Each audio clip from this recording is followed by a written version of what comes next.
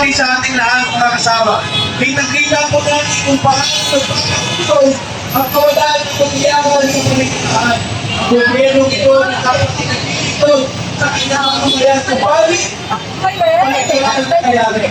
Ang unang panahon hanggang sa ngayon ay napapatuloy ng Presidente Bongbong Marcos ang paghihirap at naranasan ng mga mamamayang Manila. Mapapalitaan natin kahit saan sunod ang degresiyon ginagawa. Natulong ang ahensya ng gobyerno at kapulisan nito.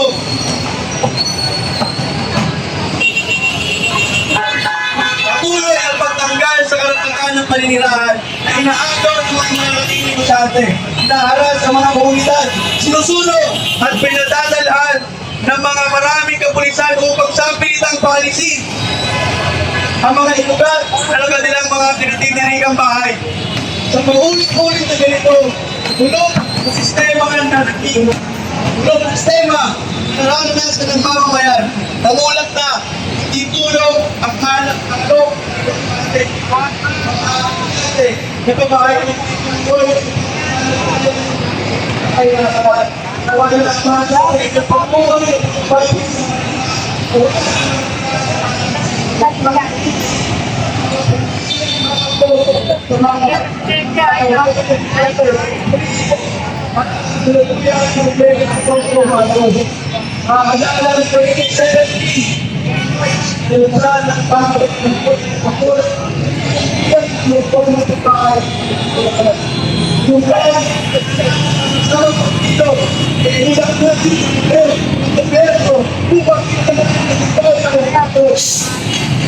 at nadami ng pilis sa mga tao na paano ang paano ang pagpapasol hindi ko lang kailangan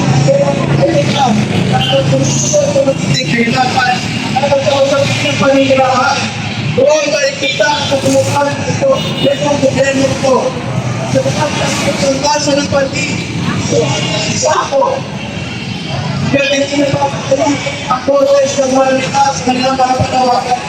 Ito ang kalaban ng mga kalasan ng police brutality na agad sa pagbubuo pagsama ng gawa-gawang kaso na pinagbuo ng ikit-kukulang 6 na taon sa Manolo sa provincial jail. Layunin patahimikin ng mga estado ito, ng tulong ito, ang panaligtas sa pagkikibaga para sa ganyan. Servisyo ang palipunan. Mula 2019 hanggang sa ngayon, hindi ito natatapos. Hindi natatapos ang pagkakay ng mga kapitan ito. Pinda at binisa. Tuwag sa mga aktivista na gusulong ng tunay na reforma sa lupa. Sinasampahan ang gawag-gawang kaso.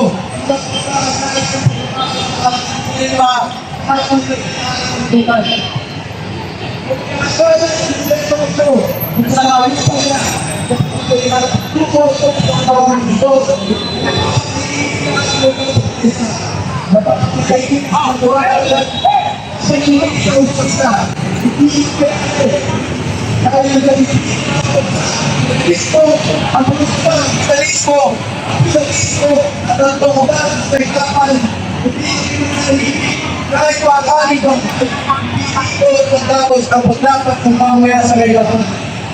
Hindi dito matatapos ang upang baguhin ang maling sistema. Panagutin sa kanong focus ng kapit. Panagutin ang mga sa focus ng absurd. Justisya pa na Elizabeth! Justisya pa na Elizabeth! Pulis! Pulis! Pulis sa Pilipinas! Pulis! Pulis! Pulis sa Pilipinas!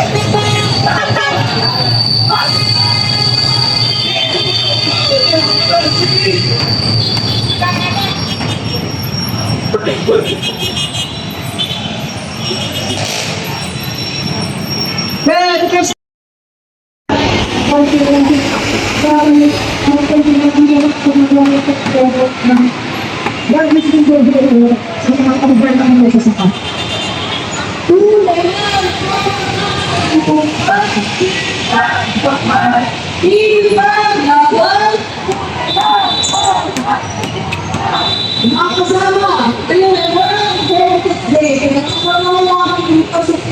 ng total na kailangan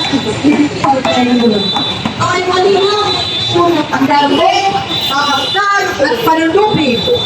Habang tayo Live na live to guys, live na live. Guys, like naman tayo dyan sa ating live. na pagpapalayas ng mga magsasaka. Habang ang mga tahanan ng karalitang lungsod ay ginigiba, inabakho at inaampas ng transyon ng mga pulis, ang mga magsasaka sa baryo ay na henerasyon na nagmumukal ng lupa ay biglang pinapaalis na gagawing eco-zone, dam o export crop plantation at iba pa ang kanilang mga lupa. Sila'y parehong inaagawan para bigyang daan ang interes ng iilan. Sa Bacoor, madalas din nakakaranas ang mga lokal ng demolisyon at palaging may banta na palalayasin ang mga mamilisda na nakasda doon para magtegaan ang proyektong reklamasyon.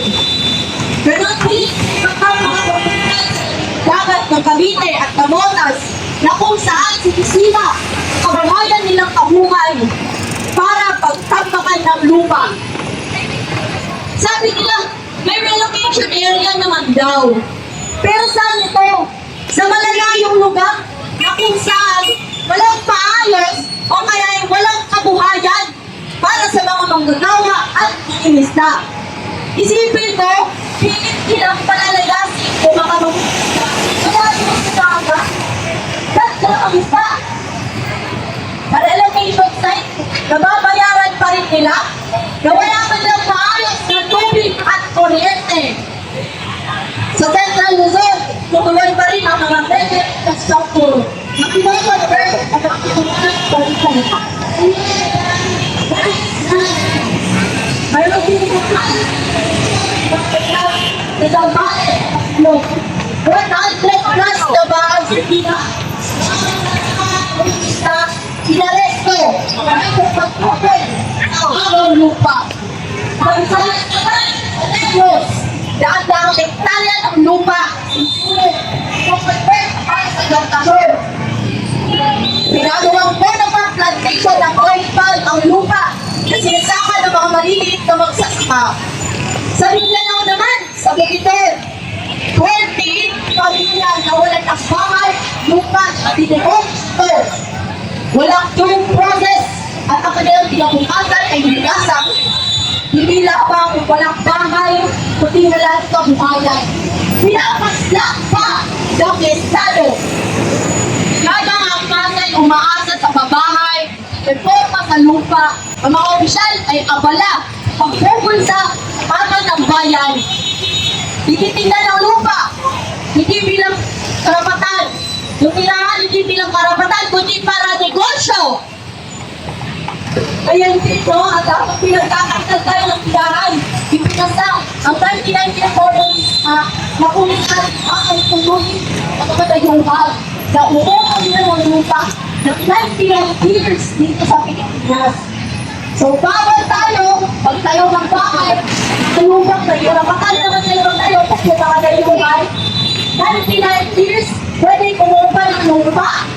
Napakalaking katak silang dyan. Ito mamaya dito. Mga kasama sa lungsod tayo sa pagkirikit, isa lang ang babat. Sa lungsod, iba at mga tirahan, sa kanilitan nilang agawan ng ating lupa. Habang binubuto at pinipigilang matalim ang mga magsasaka sa kanayunan, mas lalo tayong nabubuto sa nagtataas na presyo ng mga bibigit at pansuan. Kaya ang magsasaka ay kasama ng kailangan pedalisto, yung so at pedalisto. Habang nangyayari rin ang revolution, sa aking pangkakita, hindi pa rin ang kulangkan iba.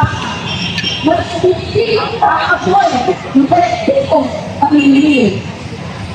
Wala akong pagpupili, kaya lang naman kung ito sa tuwang pagpupili na wala akong pinito sa pagpupili.